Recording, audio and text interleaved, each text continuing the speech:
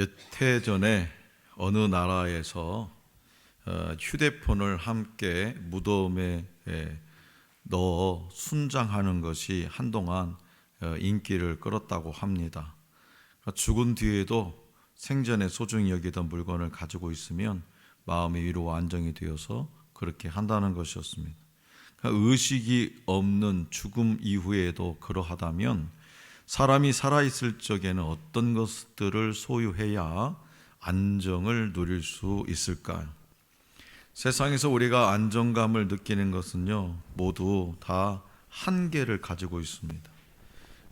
그럼에도 사람들은 때로 그 대상의 한계를 인정하지 않고 과장된 능력을 투사해서 그 대상이 끝까지 자기에게 평안을 줄 것이라고 기대를 합니다. 그래서 병적인 집착이나 또 중독에 빠지기도 합니다. 하지만 문제는 우리가 그런 것들에서 약간의 어떤 가짜 위안과 또 거짓 안정을 느낀다 해도 유한한 대상이 무한한 능력을 가지게 되는 것은 아니라는 거죠. 오늘 우리에게 주신 본문 말씀 4절은 다윗이 위기에 놓여 있음을 지금 전하고 있습니다. 우상을 믿고 사는 원수들이 그를 모해한 것입니다. 그 순간 다윗은 하나님께 집중해서 기도했습니다. 하나님께 돌이킴으로 다윗의 위기는 오히려 하나님을 다시 한번 만나게 되는 반전의 기회가 되었습니다.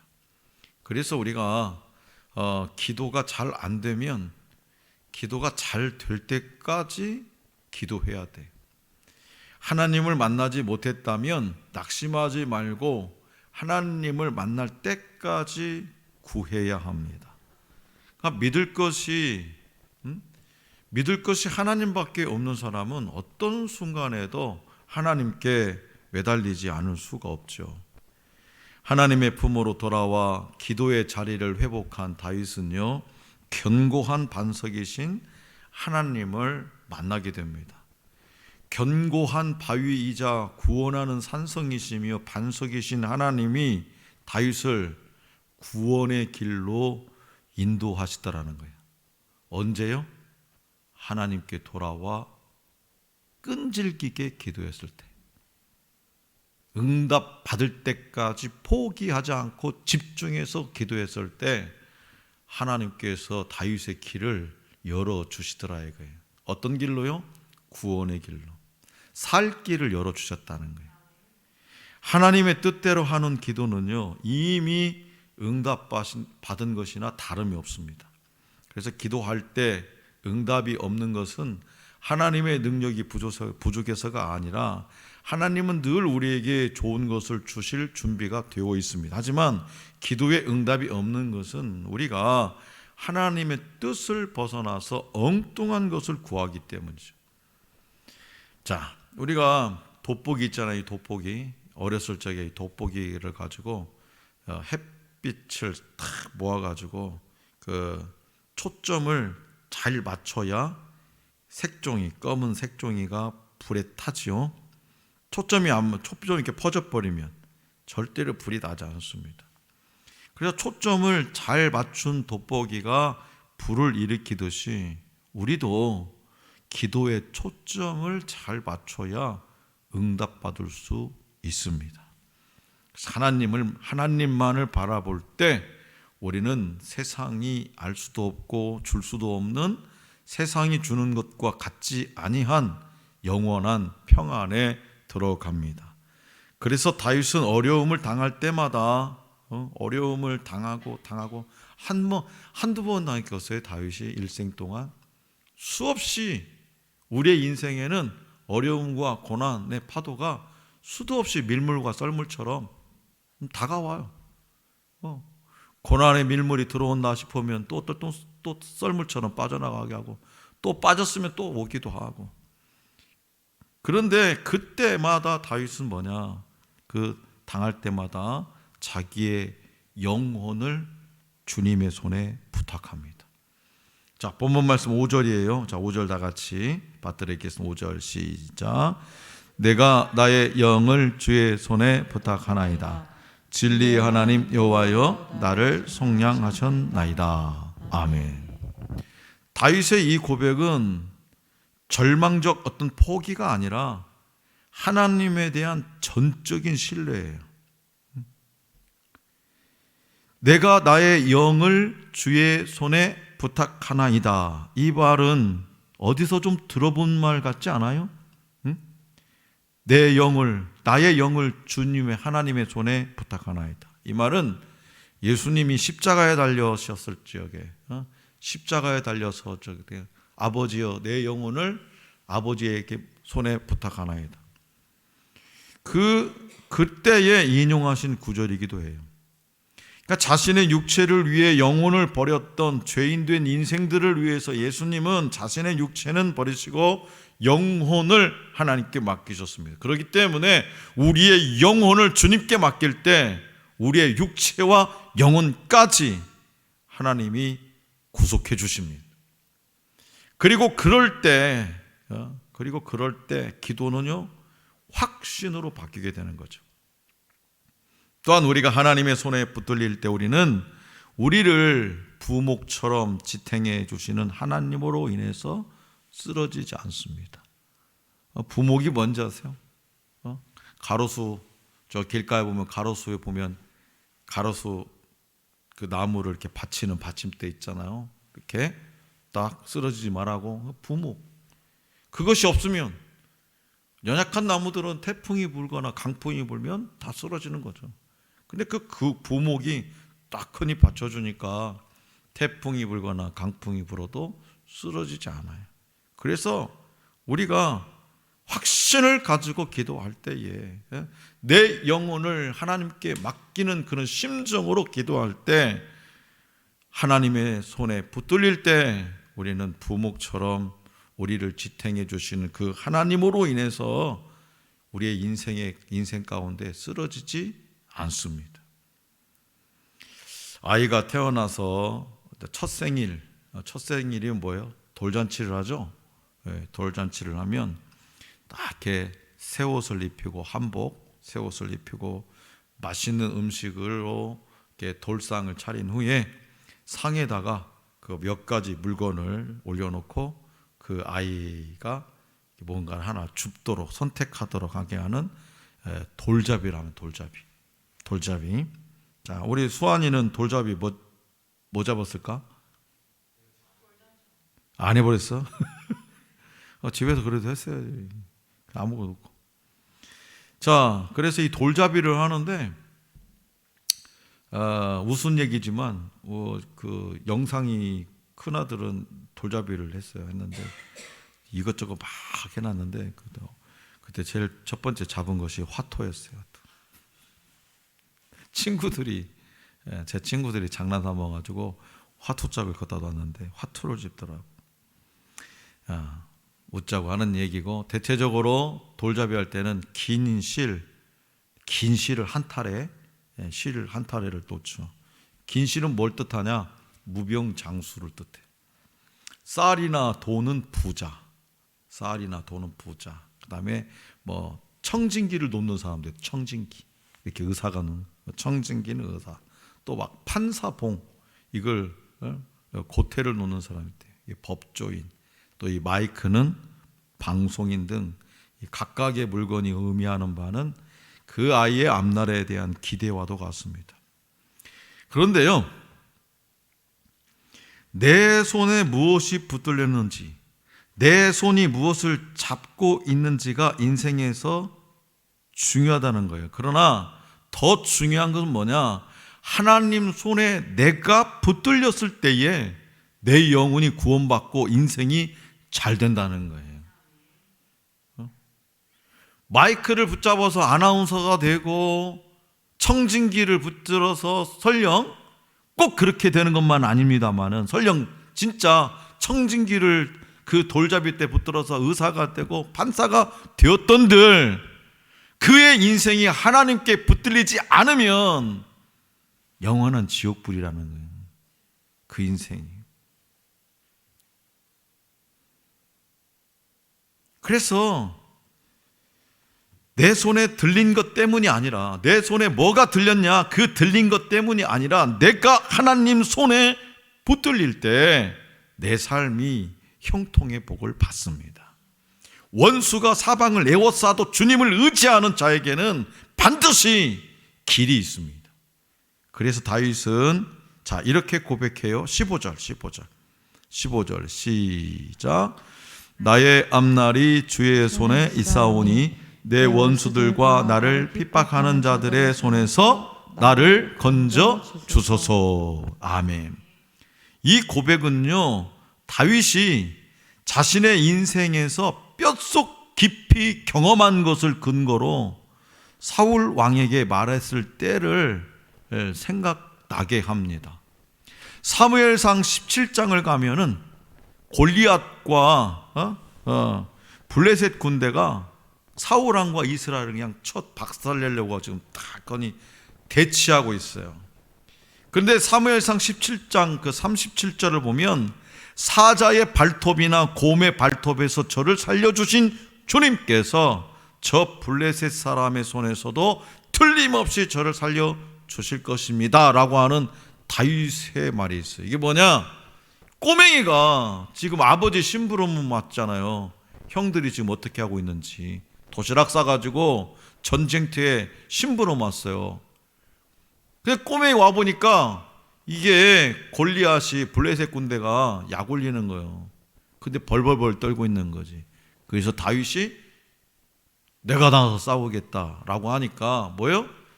그렇죠. 사울 왕이 야 꼬맹아 안 돼. 넌 안 돼. 좀 더 큰 다음에 말리는 거예요. 그런데 지금 다윗이 지금 대체 한 15살, 16살 됐는데 그 15년, 16년 살아온 자기 인생의 경험을 뼛속 깊이 경험한 하나님의 존재에 대해서 지금 말하는 거예요. 사울 왕을 설득하고 있는 거예요. 세상에 꼬맹이가 아니 왕을 어떻게 설득합니까? 왕이 넌 안 돼. 빨리 집에 가야 되는 거잖아요. 왕의 권세가 어딘데. 골리앗과 블레셋의 위협에 이스라엘 백성이 하나님을 보지 못하고 벌벌 떨면서 두려워할 때에 환경에 아랑곳하지 않고 영적인 시력을 유지한 사람이 있었는데 그게 누구다? 바로 다윗이다라는 거죠. 눈 하나만 가지고 있는 곳에서는요, 두 눈을 가지고 있는 사람이 가면 뭐가 될까?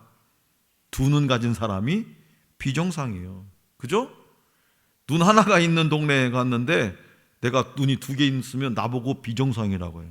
그런 말이 있듯이 영적으로 어두워져 있는 이스라엘 백성은 영적으로 밝은 시력을 유지하고 있는 다윗을 제 도론가 아니야, 이상하게 여기더라는 거예요. 먼저 다윗의 큰 형 엘리압은 할례 받지 아니한 골리앗을 죽이겠다고 말한 다윗에게 버럭 화를 내고 빨리 집에 가 이놈의 자식아, 화를 냈다는 거예요. 빨리 화를 내고 바른 영적 판단을 가지고 골리앗에 맞서서 싸우겠다는 다윗을 사울도 말렸습니다. 그러나 다윗은 이러한 반대를 무릅쓰고 사울의 허락을 얻어냈어. 골리앗과 싸우러 나가요.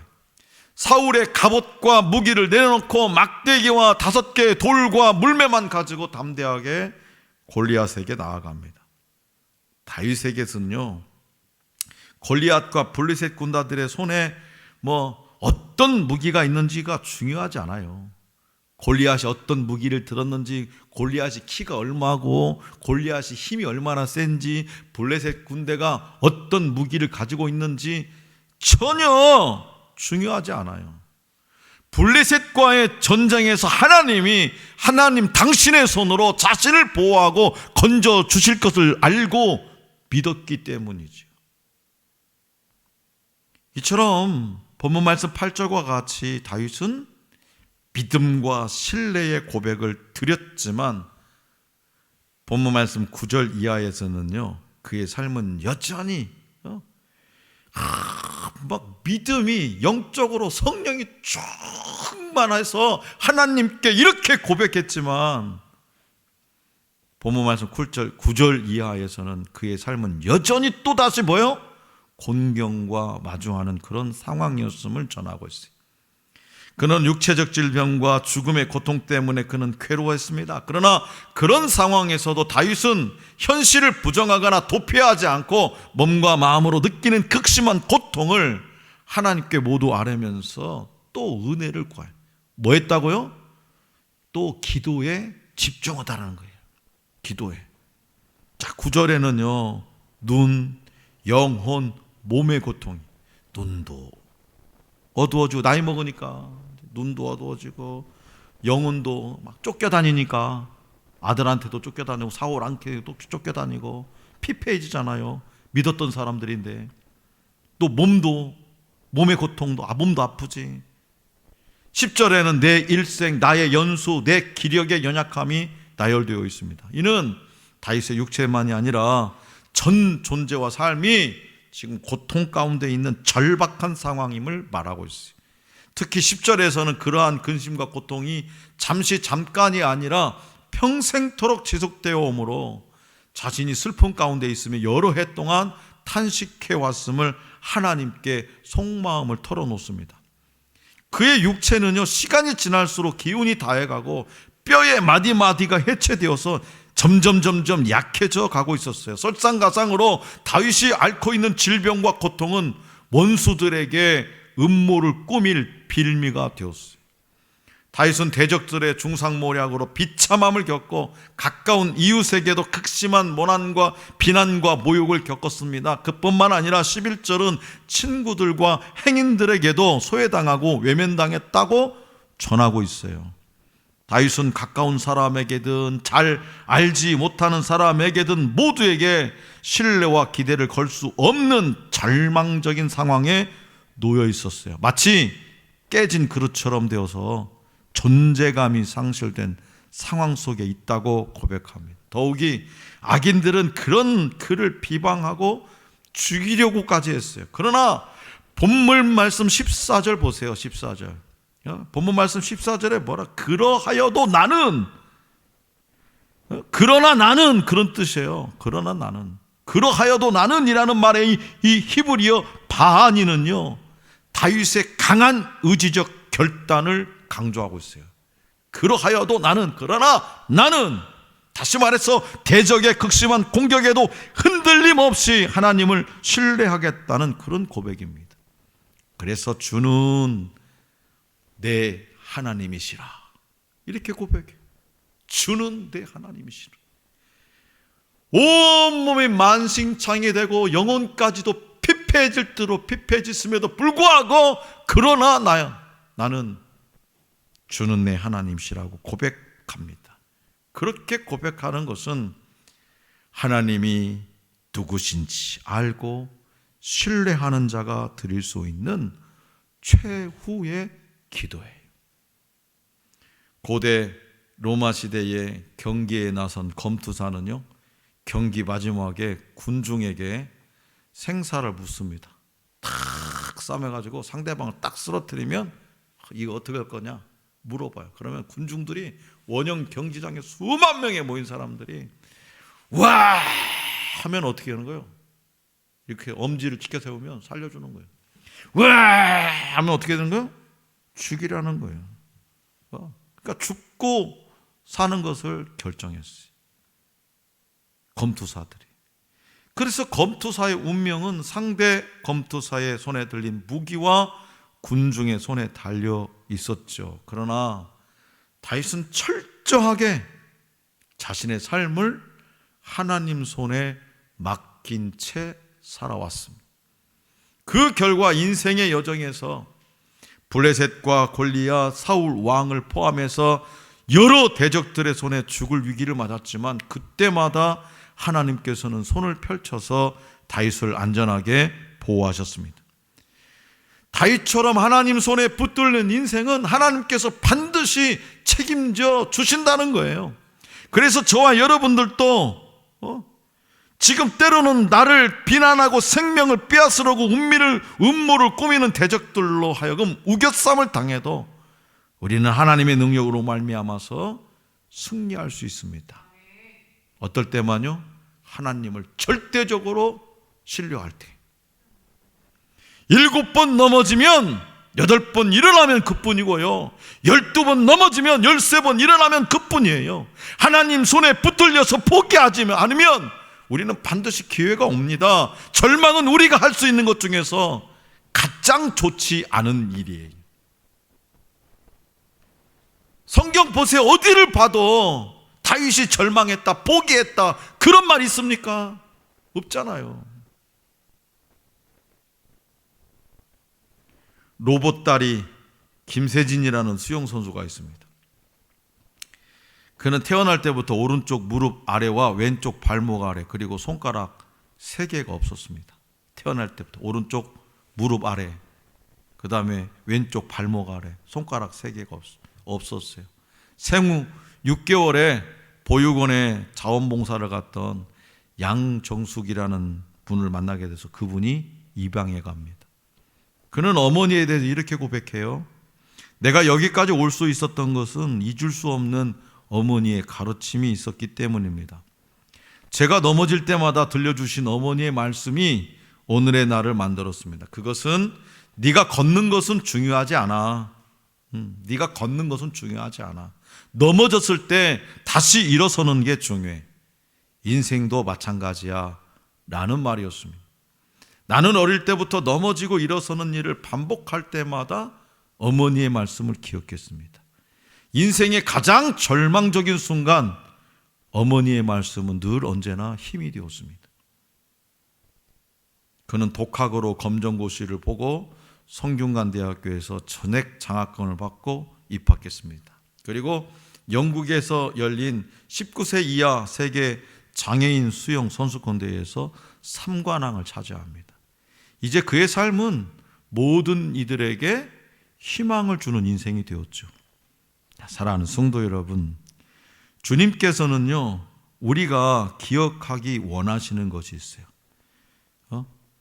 여러분들이 기억하기를 원하는 것이 있다면 그것이 뭐냐? 바로 우리가 기도할 때, 저와 여러분들이 기도할 때 하나님이 저와 여러분의 하나님 되심을 기억하라는 거예요. 여러분들이 기도할 때 하나님이 내 하나님인 것을 반드시 기억하고 있으라는 거예요. 다시 말해서 중단 없는 기도로, 포기하지 않는 부르짖음으로 하나님 손에 붙들린 인생이 되어야 한다는 거예요. 말씀을 기억하면서 하나님만 붙잡고 사는 인생, 하나님 손에 붙들린 인생이 되어야 한다고 하나님은 말씀하세요. 다윗은 여호와를 삶의 최후 보루로 삼았습니다. 최후 보루라는 말 알죠? 전쟁 용어입니다. 전쟁. 주님의 손에 자기의 생명을 맡겼습니다.